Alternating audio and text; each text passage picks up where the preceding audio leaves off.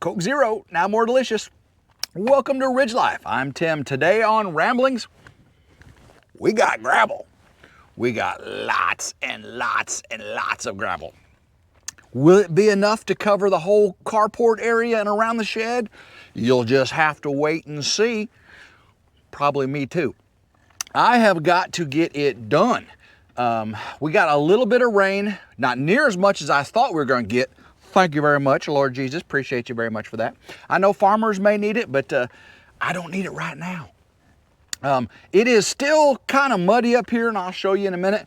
But where the pad is, the carport footer area, you know, it's actually pretty dry up there. It is a little bit higher. That way it did dry a little quicker. Right in front of the shed is kind of muddy. I'll show you that in a minute. And of course, all around and inside the foundation area, it is wet. I do want to thank you all so much for all your input, on receptacle heights and everything.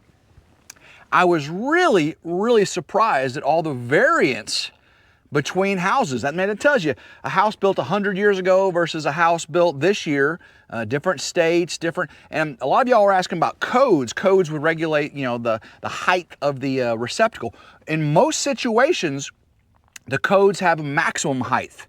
That's for the ADA, American Disability Act. You don't want them above, you know, 60 inches or something like that, and you don't want them above 20 inches on your countertop.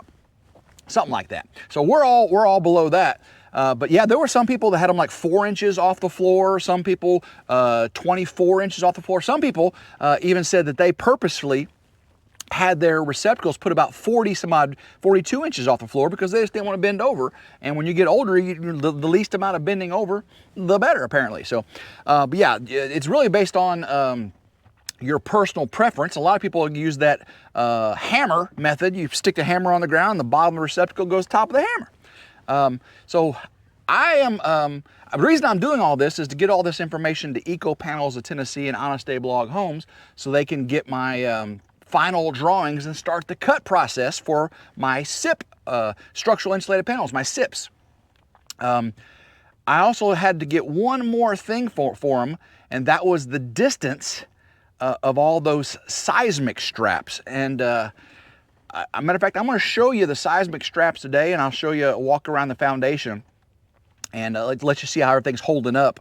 But once I get that to them, I got a couple little questions about changing a couple doors to pocket doors based on your recommendations, maybe the swing of one door. But once all that's ironed out, I will give, I already gave a deposit. I'll give a first installment. So you have, I paid a couple $1,000s for the drawings, and those will go off the cost of the house, you know, when I purchase the house. I gave a 10% deposit. So once we finalize the drawings, everything, I'll give a cut payment, which will be half of the remainder, and then upon delivery I give the other half. And so I want to make sure I get it right, definitely, before we move on to the next step. Now yesterday I had my Work Life coffee. Today I'm drinking my Coke Zero. I just had lunch. I did have my Work Life coffee this morning, and boy, it keeps me all warm and fun. It was cold this morning, people. It's supposed to be down 27 degrees one night, and I think 25 degrees another night. So winter is still here. Puxatawny Phil, or whoever the groundhog is, he knows his stuff apparently. I don't really believe in that myself, but excuse me. It is still winter. It is still winter. This gravel is starting to dry out. It was really wet when they first delivered it. It is tons and tons and tons of gravel. You'll have to wait and watch the video and see it. Hopefully you watched today's video, the one that came out today on Ridge Life. It was a lot of work. My son Gavin helped me, and I can't wait for you to watch that video. I should have premiered it. It was like 40 minutes long, I think. Probably could have premiered it, but I think you'll enjoy it. I put a lot of effort into that video, as far as not just in the editing, but in the labor. My knee is still a little tweaked. Definitely not as bad as it was yesterday. When I climb up the steps at Grandma Carol's, I definitely feel it then when I go upstairs. Excuse me. But I just think it's a stretch, a strain, or something. It doesn't feel like, I know what an injury feels like, and this doesn't feel nothing like that. I think it's just a strain. But so thank you all for your well wishes there. A lot of people said, Tim, you should wear a brace on your knee. And the doc, even whenever I wore the brace to keep it, immobile. And then, there was a reason for the brace. And then after that, they never really told me to wear sleeves or compression fit, socks or anything around the knee. They said, your knee will tell you when you're at your limits. If you wear the sleeve or a brace, it'll make you feel like you got more limit, and you really don't. Then you'll end up hurting yourself. So I've heard both ways. I do believe there's certain times when I wear a brace. If you got something you want to immobilize and keep from going in that movement, like David with his arm, he needs to prevent those movements. To strengthen your knee, you just got to exercise and stay within your limitations. So there's two schools of thought on that, and I'm kind of in both. I'm not going to say anybody's wrong, that's for sure, because I don't know. Ain't nobody know that kind of stuff. I just do what I'm told. It is a beautiful day though, and guess what? Rain is coming. We have got at least 2 full days of rain with 100% one day and 92% the next day. And if it sticks around, we may get some snow or freezing rain. I'll take the snow. Don't want none of that freezing rain stuff. That freezing rain stuff ain't no good for nothing. It just makes a big old mess. So what I've got to do, I got to finish this day out. I'm not going to upload this rambling until I'm done up here, because I don't want to go all the way down there, upload it. And so it'll be this evening before you get to see this rambling. Of course, I got that video coming out today of doing all the work on the pad too, so, or the carport area. So it'll be okay. Matter of fact, let me get you up. Let me get another drink here. I'm using my GoPro now, so we can do a little walkabout. Let's do a little walkabout. You can probably see a little better too once I get out from under that shade. We got lots of gravel right here, lots of gravel. Don't be focused on the gravel. But one of the first things I gotta do is get all this sand. I'm gonna use this sand right here, lift it, get it bucketed up, and it is a little bit low right in front of the shed there. See, you can tell how, see, it's still a little muddy. See how it's sticking in my boot? But over here, see how much drier that is? You can see right there is where all the steel was. It's still a little wet just from being under the steel. It is a little bit lower right here. It's a little bit built up right there, so the water will drain off and drain, we got appropriate drainage that way. But so what I'm gonna do is I'm gonna get a bucket and get that sand right there, and I'm gonna put it right in this little hole.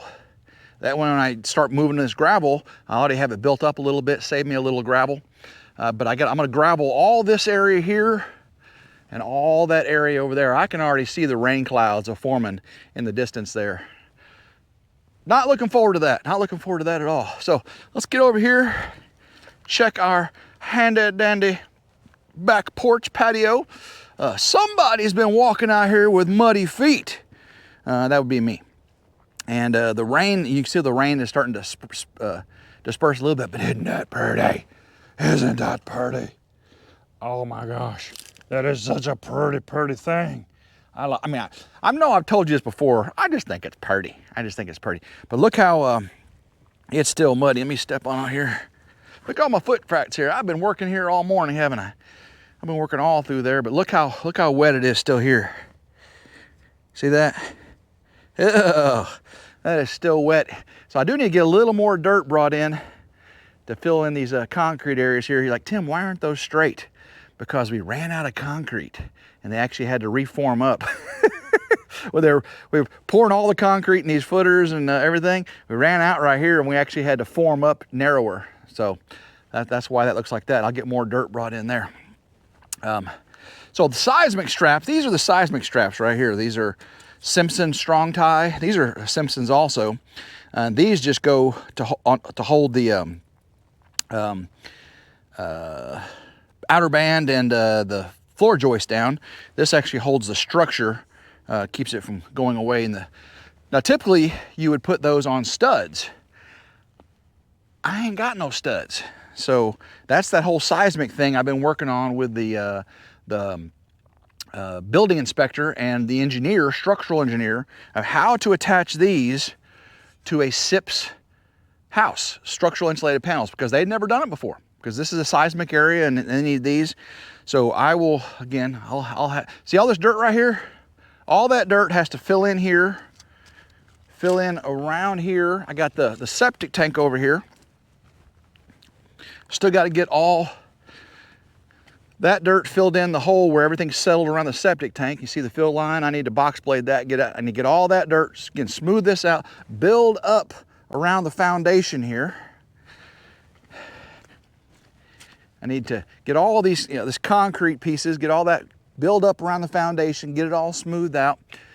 You can tell I got a really good slope right now going downhill. Of course, cameras don't ever show grade very well, but that's all dirt to fill in up here. And then that right there, oh, by the way, this was the concrete form they used to set this on top to fill these blocks. I'm gonna keep that. That's actually it's a pretty good shape. You just set it over, set this up like this, and it makes like a little trough, and then you pour your concrete in it. So I'm gonna take that and put it away. You can see right there's my septic line. It goes out to there, and there's a septic tank, fill lines. But let's get back over here. Yep, it's pretty muddy. There's my attic access. Come over around here. Then all this dirt right here needs to blend in all the way around the back patio. That's why I left the forms on. They said, hey Tim, leave the forms on until you get all your dirt filled in. See, I gotta fill all this in right here with dirt.